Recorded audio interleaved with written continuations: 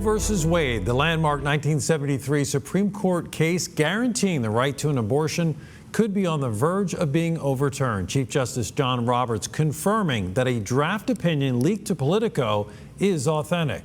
And CBS 6 is working for you to explain what this could mean for abortion laws here and across the country. Leland Pinder has reaction from state lawmakers on both sides of this debate. But first, we start tonight with our Maggie Marshall. She attended a rally tonight where hundreds of people Planned Parenthood advocates showed up to protest. Maggie? Hey, Candace. Well, men, women, nurses, doctors, even students came out here outside of the federal courthouse. They came out here to attend a rally to protect abortion rights. Attendees tell me they're not only mad, but they're very fed up. My body, my choice. My body, my choice. Abortion is a human right. Yeah! Richmonders are reacting to the leaked potential Supreme Court opinion that could overturn landmark abortion protections. I was angry, and it's like, also, how can this be happening in 2022? Are you ready? The news drew a couple hundred folks to rally with Planned Parenthood, a group pushing to protect abortion rights.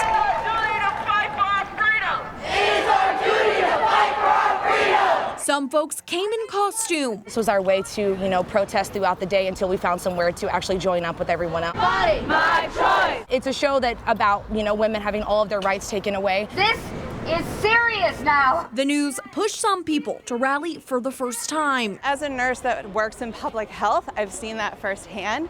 And it's really important that we maintain our access to this human right. This is really important.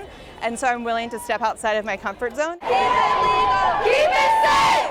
It motivated others to continue to make noise. As a trans person with a uterus, I am impacted by abortion laws just as much as cis women are. The people united will never be defeated. For our generation. But not all Richmonders are pushing back.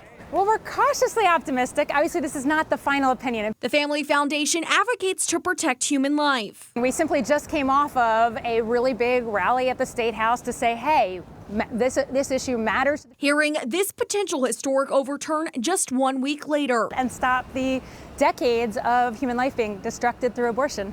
Leaving this group hopeful. I think we'll begin to see the conversation restored to what can we all as a majority agree to. Really all this does is center this back at the state houses where we think it belongs, this debate. We will not go back. That debate for women's rights, a decision that will not be decided for several months. Healthcare! Abortion is healthcare! Abortion is healthcare!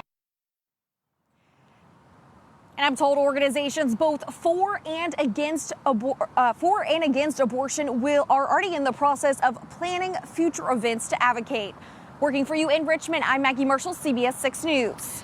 Thank you, Maggie. State lawmakers are also reacting to the news tonight, and they're speaking out about what this could mean for state law. Our Leland Pinder has that part of our coverage. Leland? Well, Candace, Senators Tim Kaine and Mark Warner are taking to Twitter today in light of the leak of that draft opinion on abortion by the Supreme Court. Both of Virginia's senators posting pictures on the steps of the Capitol with Democratic colleagues in defense of reproductive freedom. Kaine saying in the United States, everyone should have the freedom to make their own reproductive health decisions. It shouldn't depend on your zip code.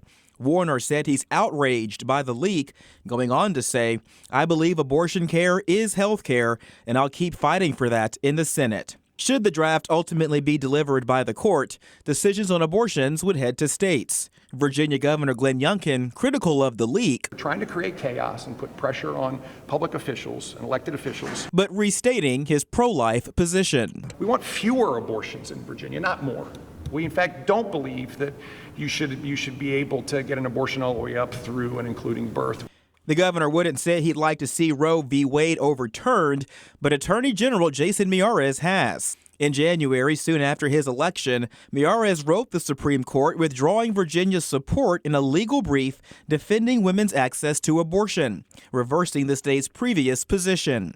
The letter reads in part, It is Virginia's position that the court's decision in Roe and Casey were wrongly decided. This court should restore judicial neutrality to the abortion debate by permitting the people of the several states to resolve these questions for themselves. While Senator Mark Warner says he'll keep fighting for abortion health care in D.C., Democratic State Senator Jennifer McClellan says she'll be doing the same here at home. The decision of whether to terminate a pregnancy should be between pregnant individuals, their families, and their doctors, and that it should not be up to politicians.